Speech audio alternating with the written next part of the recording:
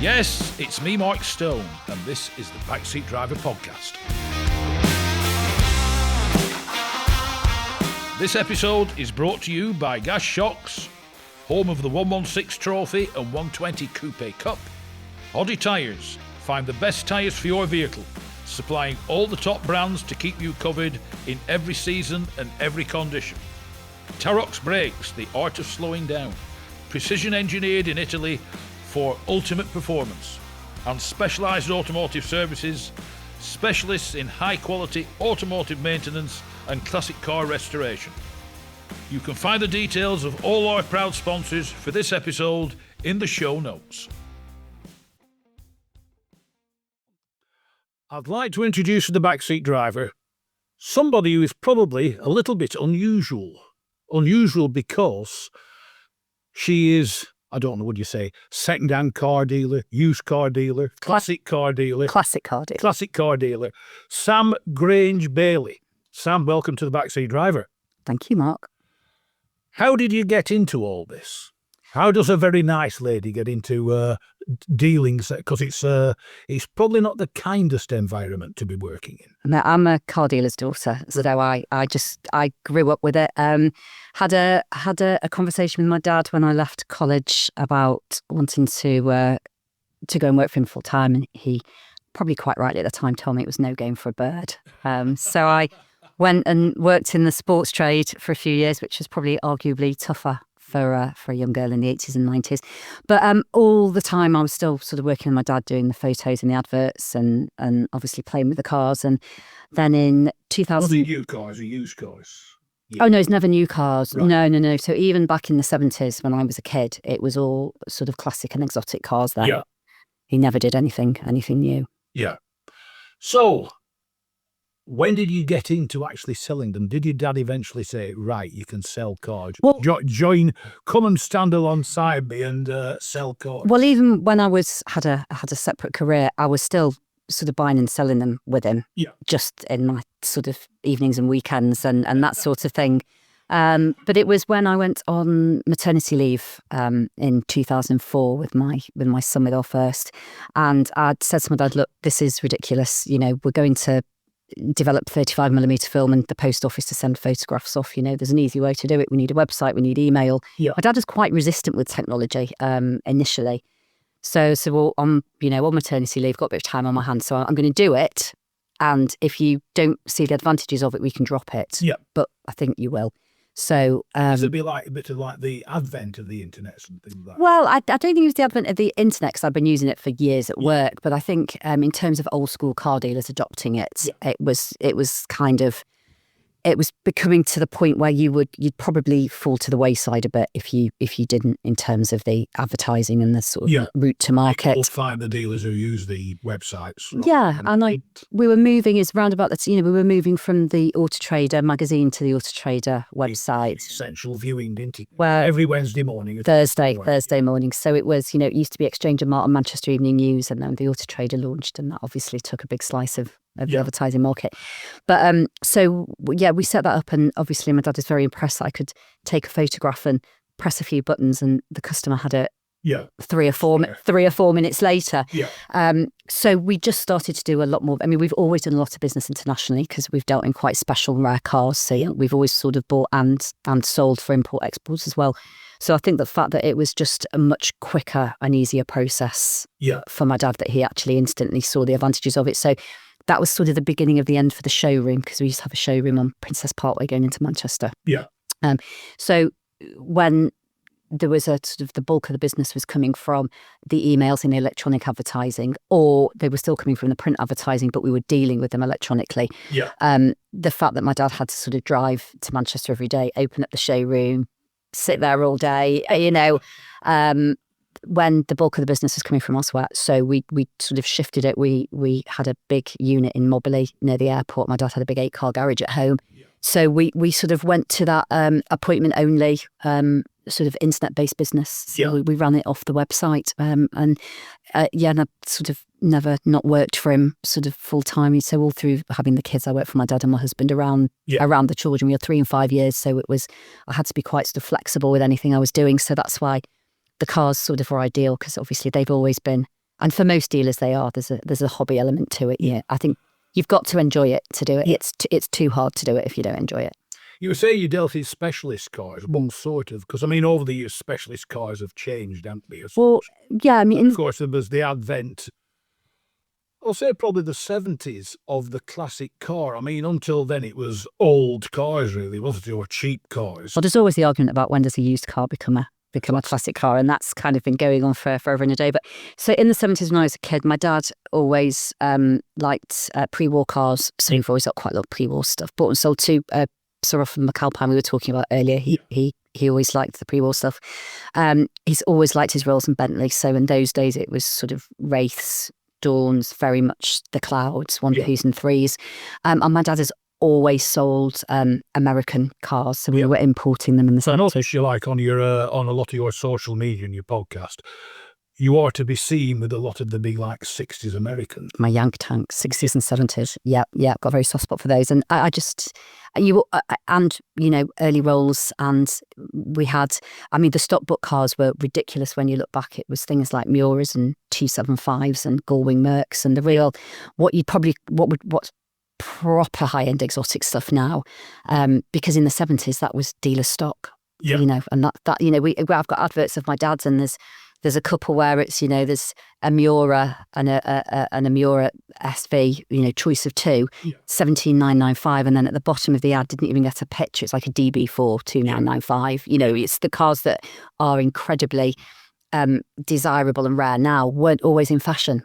Yeah. So for dealers in the 70s, it was, we're dealing cars now that might, who knows, in 30 years be the £1 million cars. We've got no way of doing. The thing was, back then, some of those cars, like the some of the Ferraris, like the 275s, were ultimately racing cars that were road legal. The problem back then was, unless you found a specialist, actually keeping them going. Yeah, I mean, we had a couple of short noses, but my dad always had specialist mechanics who knew what they were doing with them. I mean, I think that the thing you've got to remember about those days is there was no lease deals to be had, and there was very little finance available on cars like those. So people that drove the kind of high-end Italian sports cars or the very sort of desirable British stuff, they bought them. They had the money to buy them. So you didn't see them on the road you do now. It wasn't a case of monthly payments and a balloon. If you didn't have 20, 30 grand, you weren't driving a 20, 30 grand car. It just wasn't as accessible as it is now. So they were kind of really special to see them out on the road. And it tended to be rock stars and footballers and actors and actresses and that sort of thing that famously owned them. Yeah. Well, they were the people who could afford them, really. Because, I mean, there's always been the saying, I conclude it's as relevant today as it was then. If you can't afford to buy these cars new, you possibly can't afford to run them, because it's not unusual to see some beautiful cars it wasn't parked at the side of the road because somebody had been able to buy it and then couldn't afford to run it. I would hazard a guess that there is quite a high number of people that have got no idea what they've paid for their cars. They know what the monthly payment is, and they might remember what the bubble's going to be. Yeah. But I think people just focus, that's a very sweeping statement. I think a lot of people focus on the monthly payment, and when the bubble's due at the end of the 3 years, they just chop it in and roll it onto the next car with the next monthly payment. So I don't think some people know what the number is that they gave for the car, to be honest with you. I mean, one thing you're doing at the moment, you're restoring a Porsche 928, a car that I think is stunning, and I ran a friend of mine, it's one of the very last ones, one of the last 6 built. For quite a while, he was away, he just said, run it. And I can remember, it reminded me of, I used to drive past a 928 parked at the side of the road, and it sat there for years because the guy who bought it because he could afford to buy it. And then the famous porcelain cylinder head decided it had had enough, and he realised he couldn't afford to do anything with it, so it sat there and rotted away. And you look at the 924s. The 924s are beautiful little cars. Okay, they should have been technically an Audi or a Volkswagen, but they were great little cars. But people bought them who really, not being a terrible thing to say, who really shouldn't be Porsche owners. And these cars just returned to Mother Earth. The rot and the filler in them was beyond credibility. And I suppose that was then there's the other thing, of course. The Sweeney did more to inflate the value of Mark II Jags than anybody else because they kept wrecking them. A lot of beautiful cars have gone because either A, they got wrecked, or B, people who bought them really shouldn't have had them. Well, I think cars weren't necessarily built to last No. in the 60s the way they are now. 3000 was the great example. Well, a lot of them had a sort of, 10, 15-year lifespan. Yeah. But a lot of people bought a car and kept it for 10 or 15 years. Yeah. So that would do them, or you'd buy a car and keep it for 5, 6, 7 years in a way that I don't think happens as much anymore. But, you've got to remember back then, some of the steel wasn't great. Some of them sat outside before they got paint. Our salty roads did them no good. People didn't have sort of garages or garage the cars, I don't think, in quite the same way. But I think that, we come across it a lot in the classic car world where you'll get a certain mark like a 944 or a Silver Shadow is another great example where if you get one that's been maintained on a shoestring, you're in trouble. If you buy one that's been maintained properly, you're in for a treat. And that is all it literally comes down to. But the Porsches for me, but we could go on all day about 911s, but just talking about the sort of transactional Porsches, my favourites are the first and the last. So I love a 928. And I would say the one I'm doing at the moment is my own. And I love a 968. A 968 Sport. I think very rare those. You very rarely see them. Well, I'm very lucky that I've had 3. I've had one 968 and 2 968 Sports, and one of the Sports have been put back to Club Sport, so I've kind of had one of the 3. But I think by the time the 968 came out, they had completely sorted the transaxle platform, and they are a joy to drive. Very undervalued indeed. How old is the 928 you're restoring? It's an 82 car. So it's the 4.7. Right. So I had a 5 litre last year, an S4, and because the S's are lighter than the S4s, the difference in 300cc is negligible. You don't notice it, to be honest with you. And there's obviously half the valves in the earlier car to go wrong. They're much easier to maintain. Half the values to sort out, half the valves when I blow it up. But no, I think. Where did you find it, and what state was it in? The reason I bought it, I sold the S4 because that was obviously that was a stock, but I had sort of slightly fallen in love with it. I picked it up from it. Long story, absolute debacle. I got the train. You won't be right pleased when somebody wanted to buy it. Well, no, I was pleased. I was very pleased. But I got the train down to pick it up. Should have been a 2-hour train journey, one change. It ended up being 6 changes in 5.5 hours. Everything that could have gone wrong did go wrong. So by the time I collected it at sort of 3 o'clock on a Friday afternoon, I had a big, long, slow journey back up the M6. Did you drive it back? Yeah, I drove it back. I should have been driving it back at 10 in the morning, not at 3 in the afternoon. And on a Friday, that makes a big difference coming up the M6, as you know. And I thought, this thing's just going to cook itself, and I'm going to be in a whirl, in a cloud of steam on the hopefully hard shoulder, if not the smart motorway. And it just didn't miss a beat all the way back. It was absolutely. I smiled all the way home. It was brilliant.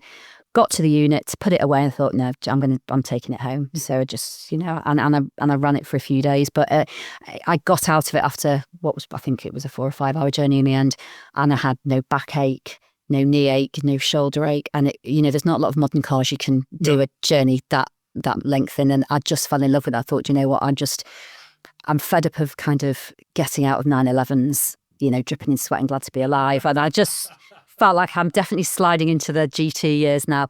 And they're just so usable. They are just such great designs. There's a Continental. They're a GT car, yeah. Long distance. There's this misconception that they were designed to take over from the 911 as a sports car, and they weren't. They were designed to take over the 911 as a commercially successful car for Porsche. But they're very, very different cars. I mean, it was the fastest non-turbo Porsche you could buy for quite a long time. They can show most cars, and a lot of 911s are very clean pair of heels. But again, for some reason, the purists just kicked back against them. The problem was the 928, though they did try and they raced them at Le Mans, never achieved any great success as a race car or rally car, but it was never theoretically intended to be. It wasn't. It was asking it to do something it wasn't built for, and I think it was unfair to the car to expect that of it, to be honest with you. But I can remember when they released them, it was like a spaceship. I mean, the design was just wild. When you think that the 911 essentially hasn't changed silhouette in all these years, for Porsche to come out with something so radically different. I mean, every time Porsche does something different, the hardcore kickback, like the 996 was kind of universally slammed by purists. And still do when they decided to make the 911 water cool, because in my opinion, it's not.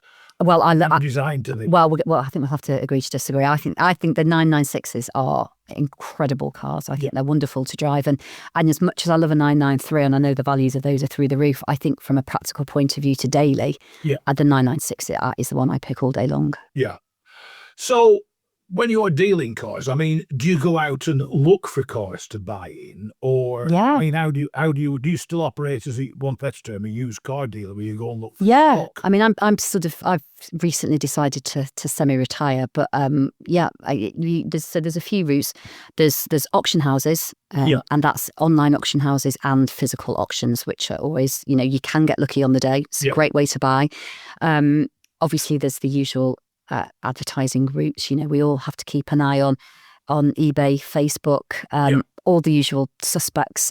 But I'm very lucky in that I would probably say 70% of my stock over the past 3 or 4 years I've bought because people have offered it to me. So I'm quite niche in the cars I deal, stuff like the classic Americans. Because you are very fond, as I was saying, you're very fond of the Yank Tank. Yeah, very lucky that I get to deal the cars I like, because obviously that's where the business has built from largely. But so you'll get people that I get quite a lot of cars where people have bought cars off me in the past, and they'll come back to me. I try and be fair and quick and easy to deal with, and that I think goes a long way in the classic car world. So I'll get a lot of people where they part exchanging cars and to take another one away from me, and they'll, in 3 or 4 years when they're ready for something else, they'll do the same again. And any car I've sold, I'll always buy back. Yeah. So it just kind of gives people that easy route. So you've never had one that you'd be the case of, I'm glad to see the back of that thing? No, I haven't. And listen, I do sell project cars, and there's nothing wrong with selling a car with issues as long as you sell it as a car with issues. I think that I know that. I think this is wrong with this. Yeah, what I do recognise as a dealer is sometimes you'll buy a car at auction, or you buy it off the phone, and there's more needs doing than you realise, and you have to make the call. You think, well, if I'm going to have to spend $5,000 on it to get another $5,000 for it, there's no point spending the time doing it. So I'm a big fan of selling project cars. There's a huge market for classic cars that need work doing. There's a lot of people that enjoy doing that. And if I can, rescue something that was destined for the banger track by marketing it to somebody that's going to go on and restore it, then I'm very happy with that. What are you finding at the moment people are looking for? I think it goes with the usual sort of cycle of, the people that wanted or coveted or loved cars when they were young, and now they want them as a second car. So Golfs, Mark 1 and 2, Golf GTIs, even the later Mark 2s, the big bumper 16 valves and 8 valves now are doing well. Peugeot 205 GTIs. Now, traditionally, the 1.9s have always been the one to have. The 1.6s are starting to catch up. And ironically, I prefer driving a 1.6. It's lighter. You're going to chuck something round a bend. I'd rather it was a 1.6. The 1.9 had an extra oil cooler, which made it quite significantly heavier. But I think there's a few cars that I think are really undervalued that haven't had a moment. Things like Jaguar XJSs, Porsche 928s. I think I know you're quite fond of the XJS. Love an XJS. The problem, and again, this goes back to all the cars I love, like 928s, Shadows and XJSs. There are so many rotten ones around that haven't been looked after, haven't been maintained properly, that when you do find a good one, they really stand out. But you have to have had a good one to know that's a good one as well, because you're getting something like a Shadow or an XJS that's average, and to a lot of people, they're still quite nice to drive. Yes. So I think recognising a really good one is an important part of the buying process for me. I mean, that's one of the things. I mean, the other ones that tend to rot, and I saw one on a ramp. It looked stunning until the garage it was in. The garage the guy who owns it is a friend of mine. Asked him a DB5 and a DB6. I said, that looks bonny. He said, go and push your fingers through the sills. Yeah. By the time it had finished, it stood the owner to 7-figure restoration. Look, anyone can make a car look pretty. Yeah. It doesn't mean it's structurally sound. And there's lots of things to look out Not being funny to use a terrible term, you can actually polish a turd. You can respray one as well. You can do whatever you want with it. But I think that the thing in the 70s, because those cars would have started to rot quite early on in their life, those won't be recent bodges. No. It'll have bog and filler and biscuit tins and all sorts in it from the 70s. But and most cars like that, it's not a case of have they had welding. It's a case of to what standard was it done, and when was it done, and who did it. We fully expect these cars to have had some attention, because unless they're extremely low mileage and been kept indoors, it's inevitable. Yeah. And I mean, if you get a car like that, how do you value it? How do you value it as what it could be worth or what it is? No, I stick to what they're changing hands for at the moment. Yeah. Don't worry about what people are advertising them for. Look at what they're actually changing hands for, and that will give you an idea of the market value. I mean, look, my profit's in the buying, not the selling. As long as I buy them right, then I'm gonna make a couple of quid on them. But it's the market value is the market value, and I can't change that. What I can change is what I pay for them in the first place. That's the bit that I can control, and that's essentially where any car dealer makes their money, in the buying, not the selling.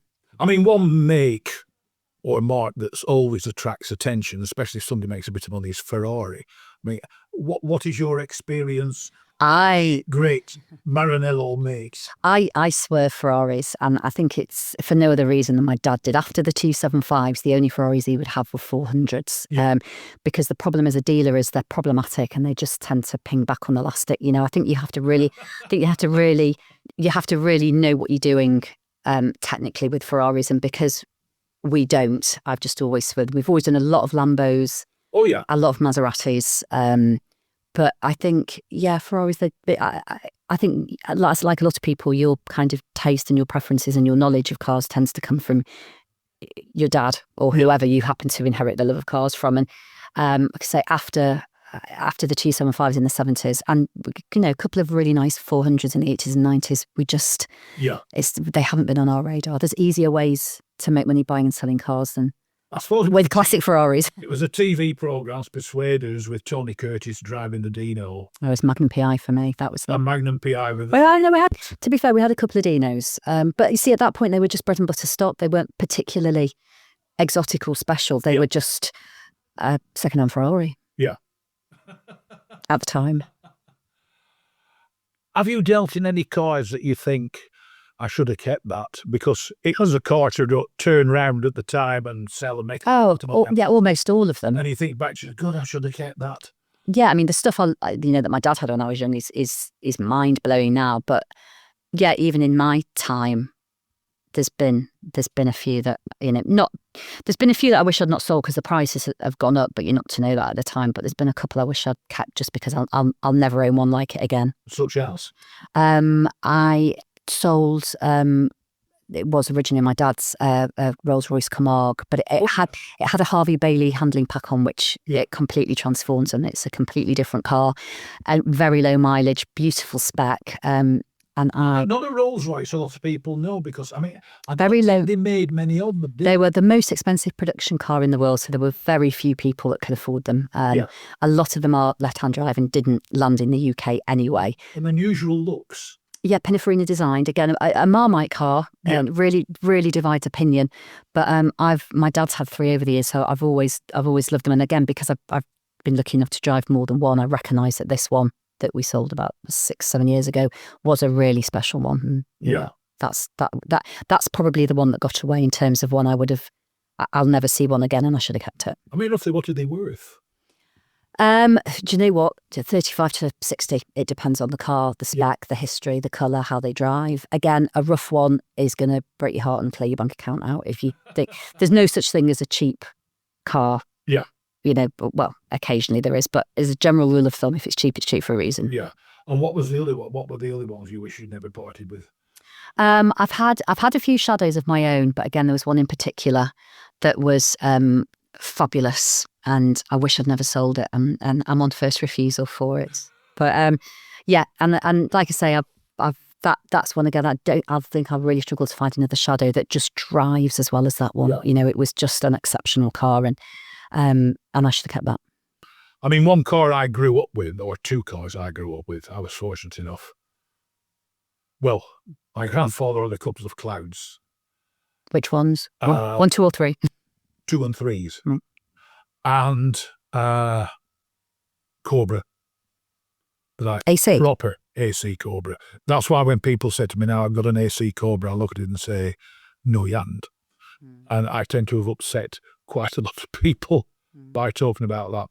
But I can and a very early Range Rover, the first Range Rovers. Now, I love the early Range Rovers. I detest the modern Range Rover. I don't like the looks of the latest one. I have a love-hate relationship with Range Rovers. I mean, the one thing is you tend to find that the dealer will have it more than you will have it. Yes. Whereas when I grew up, they had a 3.5 Rover V8 on carburetors. You knew full well the tailgate would probably fall off at some point in time. But they did what they were meant to do. It was a Land Rover that went off-road and had plenty of power. Unlike now, most owners are terrified if they see a bit of gravel. I think as with many early cars compared to modern cars, you could actually spanner them relatively easily, and if it conked out on you, you could lightly get it going again. And if it wasn't running right, if you couldn't fettle it, your mechanic certainly could. Yeah. Whereas now you have to drop the engine out of them to do some of the simplest. Well, I think the other thing is you should drop the engine out on some of them to actually replace a very cheap part. But it's cost you thousands to replace that cheap part. And this doesn't make any sense to me. It's an interesting engineering question, but it's beyond my capabilities. I don't really understand modern engines, sealed units. I'm useless. Do you ever get people come to you to buy a car, especially a project car, that you would ever advise maybe this isn't the one for you? Oh, I do that all the time. All right. A big part of my job is putting square pegs in square holes. I want people to enjoy the car they buy from me, tell everybody they've had a wonderful experience, enjoy the car, offer it me back when they've finished, and come and buy more off me. It's word of mouth and reputation is your biggest strength as a classic car dealer. There's, especially with the American stuff, the first question is always, have you had one before? Because lots of people like the look of a car and the reality of driving it is very different. And lots of people don't particularly like the look of a car, but fall in love with driving it. So I think you have I've driven big American cars and they are very floaty and bargy. And some are. Yeah. Some are. But you've got to remember where they were designed to be driven. Well, there's a big difference between a 1959 Cadillac and a 1977 Camaro. It's horses for courses, and it depends what you're looking for. But just a perfect example, a chap came out to see a 968, and he was lovely. He'd inherited some money. It was a car he'd always wanted. He'd been keeping an eye on the advert, and it was still available. So he came out, pretty sure he was having it. And we went round the block, and I could just tell he was disappointed. He wasn't enjoying it. He couldn't get comfy. And I don't know with the 968, so this is not great for audio, but you kind of your left arm is sort of quite high almost on a centre console, and you've got a very short gear stick that you can almost have your arm flat on it to change gears, and it's a very sort of close gate H gearbox. I love them, but I understand they're not for everyone if you're used to a modern car. And I had a couple of 996s, I had a C4S and a C2 at the same time, and I said, look, humour me. Take the C4S around the block and tell me what you think. And he came back and he said, I nearly made a really big mistake. I want a 996 C4S. So I think if you'd taken that 968 home, you would have been really disappointed. And there's nothing worse than buying a car. It's like Never Meet Your Heroes. Buying a car you've always hankered after, but the reality is you don't enjoy driving it. So I think it's really, really important. And people buy cars off me that haven't driven left-hand drives before, and it's sort of make sure you're comfy with it before you buy it off me, because I want you to enjoy. I would never took somebody up with a car that I thought wasn't right for them, because I've always got other customers for the cars. I don't need to do that. One car that a friend of mine fell in love with from being a young boy to the day when he went to look at one and test drive one, and he walked out of the showroom in tears, because he realised it should have always remained a Polestar. Never Meet Your Heroes. It happens a lot. So Lamborghini Countach. Yeah, just like driving a letterbox. It's awful. You can't get in them. Well, I can because I'm 5'3", but I can't see where I'm going. You can't get out of them. You can't see where you're going. I've got a few cars like that. A great example for me is a Carmen Ghia. I'd rather be outside looking at it than inside driving it. And I think that and again, lots of people will think, I've always wanted a Carmen Ghia. I'll buy one at auction.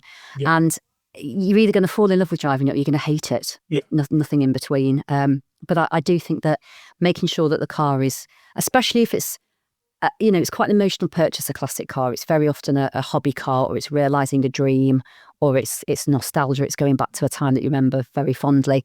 And I think it's really important that it makes you happy. It's rose-tinted glasses, but you realise at times your glasses actually weren't rose-tinted when you... But sometimes it goes the other way.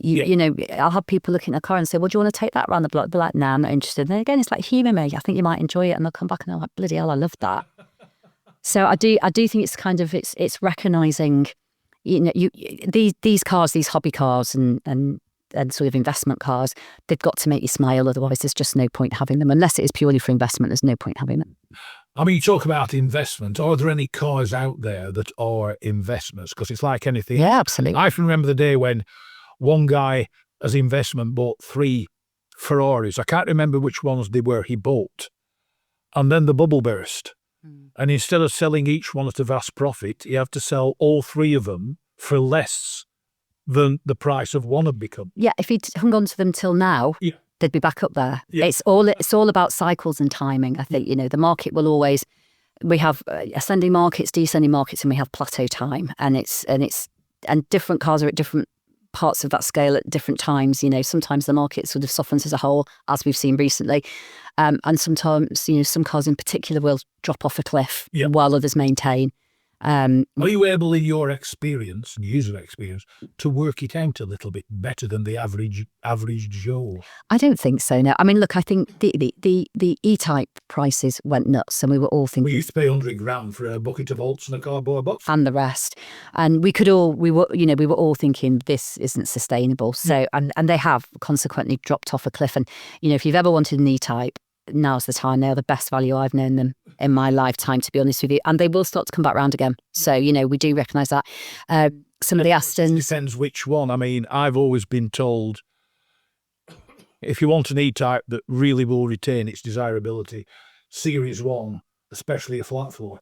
Well, a flat floor is always going to be highly collectible. For me personally, to drive and to use and to have my money in somewhere where I'm comfortable, I like a Series 2, a nice 4.2, something like that. I think the Series 1 had some problems, least of all cooling. I think the Series 3 is kind of the big, wafty American market. Well, they wrote a song for the Series 3, Ain't No Stopping Us Now, because after about 3 dabs on the brake pedal, they cook themselves a bit. You just basically hope it'll come to a halt.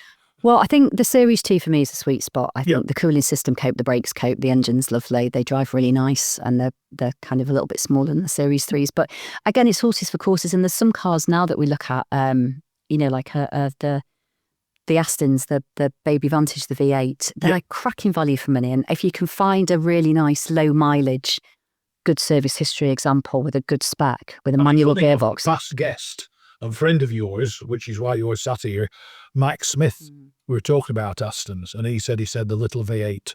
The cracking value for me. He said is the one to own. He said the only problem with the other Astons, a lot of them, he said, the bank account you need to go with them. He said they're not badly priced, aren't some of them. He said until you get it into your mechanic, he said, then you'll start crying. I think the little V8, he said, is great. You can chuck them around. They're great to drive. They're not going to break your heart or the bank when it comes to servicing them. And for the money you can pick them up for now, they are a really sensible either daily driver or a second car. And if you can find one, as I say, with low mileage, with a good spec, with a manual gearbox, great service history, you're not going to lose any money. And I think they're ones that we'll all wish we bought in 20 years. Now, the one thing you're doing is you're becoming competition to me. Complementary. It's not competitive, I don't think. You're younger than I am. You haven't got the experience. I will give you that. You're starting your own podcast on all this, aren't you? Yes, I have done. We started it. It went live a couple of weeks ago. What brought this upon you? Well, as I mentioned earlier, I'm sort of semi-retiring from dealing, and obviously having taken over from my dad, and the business has been going a very long time. I've become very nostalgic about how lucky I was to grow up. Like going to school in a Miura, I now realise wasn't normal. By the way, just putting in a great friend of mine, Christian Ireland, who was the daughter of racy driver and F1 driver Innes Ireland. He used to come and pick her up at school in GT forces and things like that. And she used to find it staggeringly embarrassing. Oh, no, I loved it. But see, I was in love with the cars from day one. So I just loved it. The theatre, the noise, the smell. And that's still, I think that's still a really kind of, that evokes incredible memories and nostalgia. Yeah. And I think it's really exciting. There's nothing that makes you smile like you turn the key and the big V8 roars to life. There's something really exciting about that. But someone tells us also cars you turn on, you wait for the fuel pumps. Oh, well, like a Range Rover, you wait for the dashboard to light up like a Christmas tree. Well, yeah, no, there's a lot of cars where we do have to let the fuel pump tick for a couple of seconds before we fire them up. But I think that I've just got very nostalgic, and I thought all these wonderful memories of the motor trade and motoring in the sort of 70s and 80s and 90s, once my generation's gone, the kids that grew up then, the memories are all gone. So I just want to make sure that I record them, So it's very much about talking about the old days, and the new days, obviously the motor trade and motoring as well. But there's some big characters that were around then and still are. And I think it's just giving them a platform to tell their stories. Then a lot of the dealers were heavily involved in racing as well. I mean, it was like hand in hand for them. Well, I think in Manchester they were heavily involved in other stuff, and there was always a big overlap with things like nightclubs and boxing and hotels, and it was quite a colourful time and a lot of very colourful characters. So it's like I say, once my generation, the kids that grew up then have gone, all these memories and access to them are gone forever. Yeah. And I think they're worth saving. I think they're worth. I mean, what's your view on this buy online? I mean, I would never buy a car. I love it. But I have never started, seen or driven. I've just sort of started an online auction for Manor Park Classics and the auction house that I was sort of been part of from the start. I'm a big fan of online auctions, and I'll tell you why I think they are considerably less risky than you might think. So if you go to a drive to go and look at a car from a private dealer, private seller, and you can take it around the block and you can go through the file and you can sort of have a look under the bonnet, and you've got a reasonable level of knowledge. So, you're probably going to spot if it's, knocking its bollocks off sort of thing. But they've been cracking eggs into its radiator. Yeah. And you can, and they'll be like, oh, well, I've got someone else coming at 2, and you've kind of got to make your mind up. Yeah. You've got to make your mind up, and that's the end of that. And if you get it home and the head gasket does go, well, you're tough, you're on your own. There's nothing you can do about it, and that's a risk. Yeah. Whereas if you buy from an online auction house, and this, some of the auction houses like Manor Park, for example, they've got viewing, so you can actually go and see the cars and start them. And then you can take your mechanic if you want, and you can go home and you can do your research and you can decide what you'll pay for it. And then you can bid online on the day of the auction. So for a lot of it, it actually is it reduces risk. I think if anybody's particularly risk averse, I think buying private is probably the scariest way to do it, rather than the misconception that buying through an auction house is scary. I think buying private is pretty scary these days. But I think as well that we are tied in terms of legislation to describing them properly. Yeah. So I think particularly as a dealer, if you're putting a car in an auction online or otherwise, you are still obliged to report any known faults. Yeah. And as I say, there's nothing wrong selling a car with issues as long as you sell it as a car with issues. But I think that if you know what you're buying, so if it's a car you've had before, you're going to like driving it. Yeah. It's just had a main dealer service. It's just had an MOT. You're probably safer doing that than buying off someone's driveway. Yeah. If I'm honest, because if you get it home and you say, well, look, actually, I've just been through the book. It's not just had a main dealer service at all. It's had the plugs cleaned by his next door neighbour. It's got no stamps. You've got recourse. Yeah. You have got recourse because they do have to be described properly. But no, I think buying online is brilliant. I buy a lot online and I sell a lot online. And I think geographically as well, it kind of opens up a whole world of you can buy a car from the other end of the country. Yeah. And you can go and see it if you want, but you don't have to go and see it, and you can get it transported out. Also, that's the beauty as well. It's like social media and iPhones with video cameras and everything else. Yeah. Do us a quick walk round, will you? Yeah. So, I mean, in the olden days, it'd be like Thursday morning with the auto trader. Yeah. There's something you fancy, you'd have to be quick. Yeah. You'd have to get there first. Otherwise, and you'd have to have readies to pay for it, or at least a deposit. Otherwise, it was gone. Whereas now you can phone them and say, I do walk around video. You follow me on social media. I do driving videos and walk around videos for all the cars. And we do video viewings. If somebody wants to do a video call and go left a bit, go right a bit, let me see this, we can do. And it's all about reducing risk. I think that's the main thing when you're buying online. It's about minimising the risk to the buyer.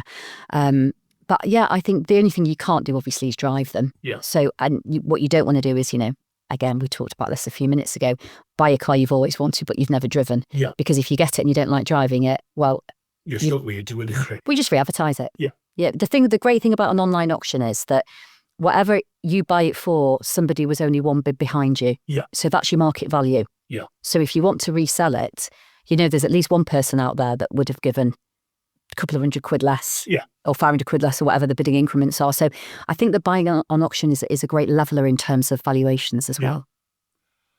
Quick prediction. What's going to be the next car to own, next classic car to own? Do you know what? There is no answer to that because it depends what you want. Yeah. It depends what you want it for, what you want to use it for, how you want to maintain it. There's lots of cars for me. Again, I think XJSs, 928s, BMW E30s. Yeah. And especially if you can get one nice one with a manual gearbox, cab, fixed head or drop head.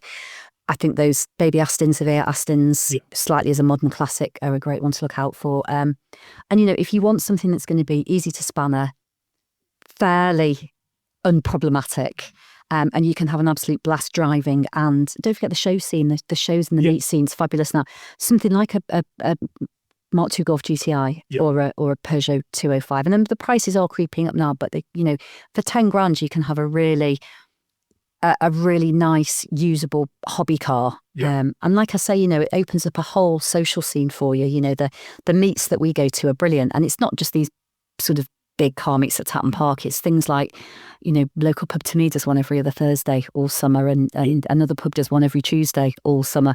And it kind of opens up a whole world of, The interesting thing is the modern classics fair. When I used to commentate, I opened the classes up to 2006. The young people who came in with what they perceived as classic cars. A lot of the oldies, that's not a classic. Actually, it is. It's a really interesting question. And I think there's always a crossover between classic and collectible as well. So things like a Rover Metro. Yeah. Low mileage, lovely condition Rover Metro. I think they're lovely. I think it's a real piece of motoring nostalgia. And I think that they are collectible and they are classic cars. And even things like low mileage now, like Golf VR6s. Yes. If you get a really nice, clean, low mileage VR6, which a lot of people will balk at as not being a classic, well, I think they are. Oh, yeah. I think they're collectible now, and I do think they're classic cars. But I think anything for me that would be collectible for whatever reason, whether it's low production runs, low mileage, even if it's 15 or 20 years old, I would still think that would be very welcome at a classic car meet or show. If somebody wants to watch you on social media, how do they get you? If you search for The Old Car Lady on Instagram, Facebook, TikTok and YouTube, and the podcast is called Wheels and Deals with a squiggly and, not A&D, and that's wherever you get your podcasts. Yeah. So, and when does it come out? When? Every Friday. Every Friday. Yeah, so there's a few to listen. There's a bank, I think there's 5 or 6 on now if you want to go and have a listen, and we put a new one every Friday morning. And it's audio and video. No, it's on the podcast platform, so Spotify and Apple Podcasts, it's all audio. But if you follow me on social media, you'll see all the videos as well. Sam Grange-Bailey, it's been a pleasure chatting to you. Thank you so much for joining me on the Backseat Driver. Thank you very much, Mark. It's been a pleasure.